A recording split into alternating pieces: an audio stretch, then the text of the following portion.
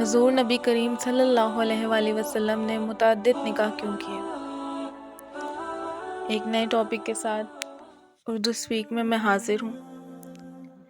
ایک پروفیسر صاحب لکھتے ہیں کہ کافی عرصے کی بات ہے کہ جب میں لیاقت میڈیکل کالج جامشورو میں سروس کر رہا تھا تو وہاں لڑکوں نے سیرت نبی صلی اللہ علیہ وآلہ وسلم کانفرنس منعقد کرائی اور تمام استاذ کرام کو مدعو کیا۔ چنانچہ میں نے ڈاکٹر عنایت اللہ جوکھیو جو ہڈی جوڑ کے ماہر تھے ان کے ہمراہ اس کانفرنس میں شرکت کی۔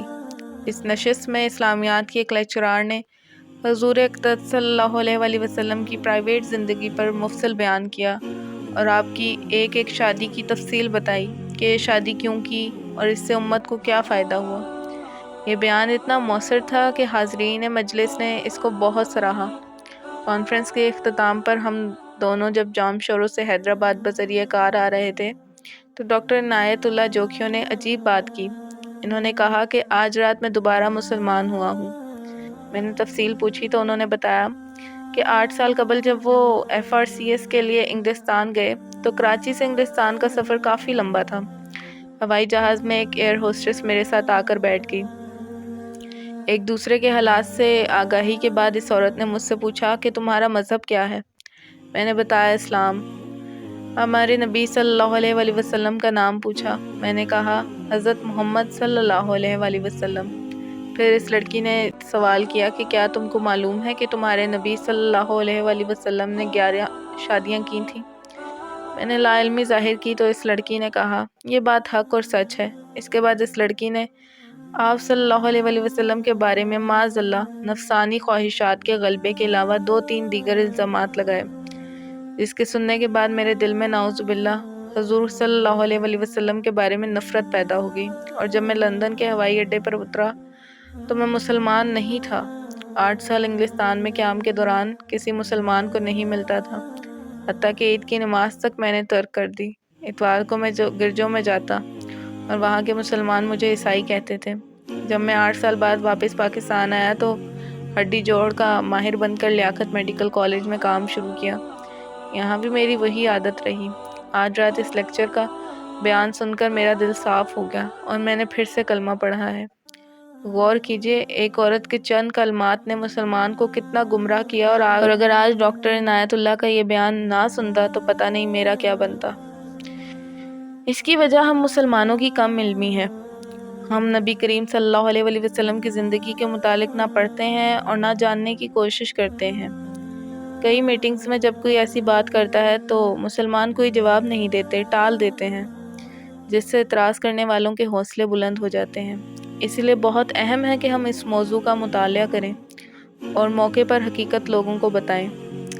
میں ایک دفعہ بھاولپور سے ملتان بذریعہ بس سفر کر رہا تھا کہ ایک آدمی لوگوں کو حضور کرم صلی اللہ علیہ وآلہ وسلم کی شادیوں کے بارے میں گمراہ کر رہا تھا۔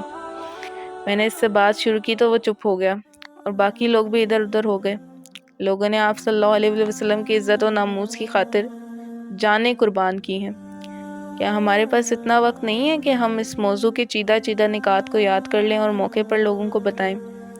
اس بات کا احساس مجھے ایک دوست ڈاکٹر نے دلایا جو انگلستان میں ہوتے ہیں اور یہاں ایک جماعت کے ساتھ آئے تھے۔ انگلستان میں ڈاکٹر صاحب کے کافی دوست دوسرے مذاہب سے تعلق رکھتے تھے۔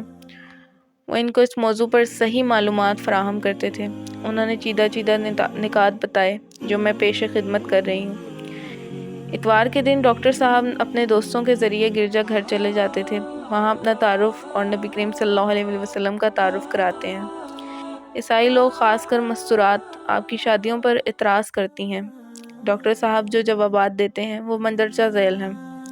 نمبر 1، میرے پیارے نبی صلی اللہ علیہ وآلہ وسلم نے عالم شباب میں 25 سال کی عمر میں ایک سن رسیدہ بیوہ خاتون حضرت ختیجہ رضی اللہ تعالیٰ عنہ سے شادی کی۔ حضرت ختیجہ رضی اللہ تعالیٰ عنہ کی عمر 40 سال کی تھی اور جب تک حضرت ختیجہ رضی اللہ تعالیٰ عنہ زندہ رہیں آپ نے دوسری شادی نہیں کی۔ 50 سال کی عمر میں آپ نے ایک بیوی پر قناعت کیا۔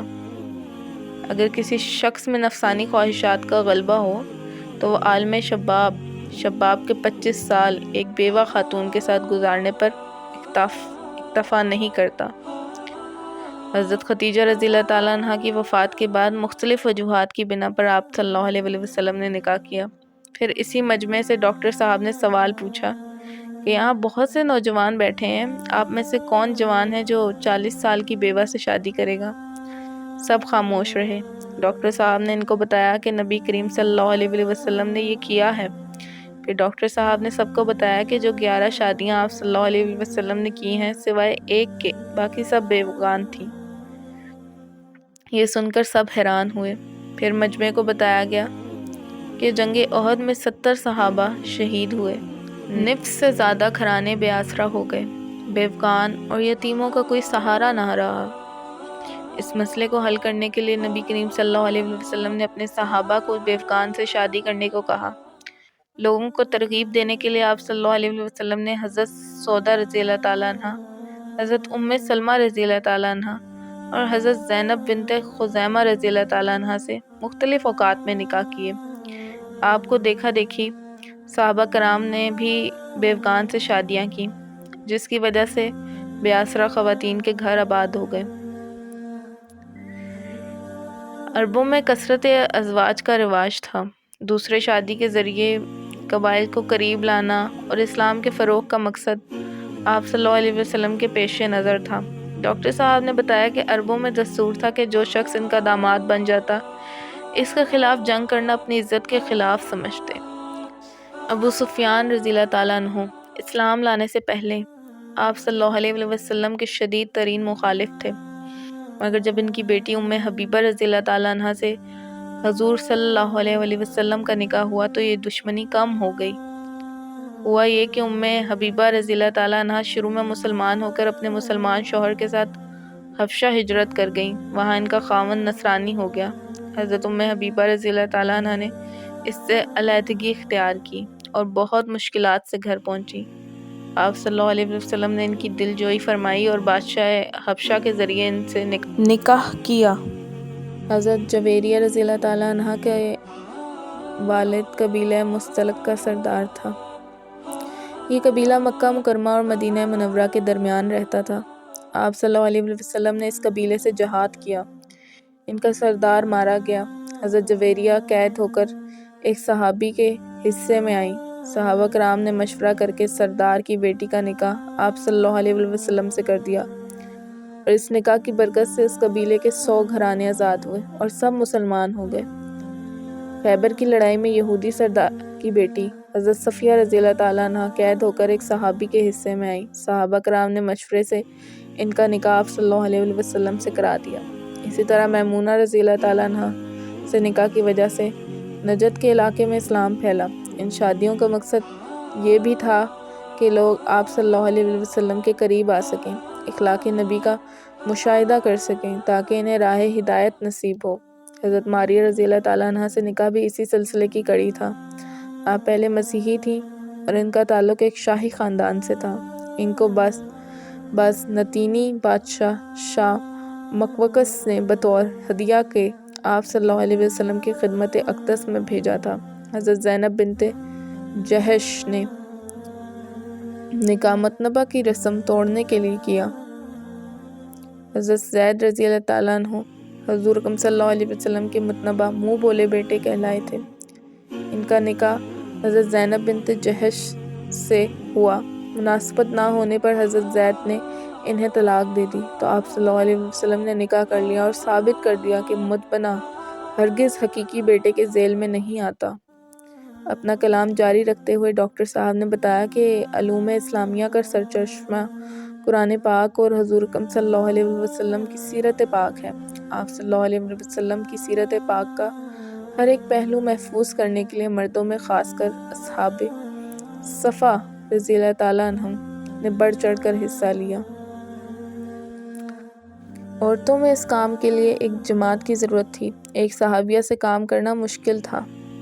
اس کام کی تکمیل کے لیے آپ صلی اللہ علیہ وسلم نے کئی نکاح کیے۔ آپ نے حکماً ازواج مطہرات کو ارشاد فرمایا تھا کہ ہر اس بات کو نوٹ کریں جو رات کے اندھیرے میں دیکھیں۔ حضرت عائشہ رضی اللہ تعالیٰ عنہ جو بہت ذہین، زیرک اور فہیم تھی، حضور اکرم صلی اللہ علیہ وسلم نے نسوانی احکام و مسائل کے متعلق آپ کو خاص طور پر تعلیم دی۔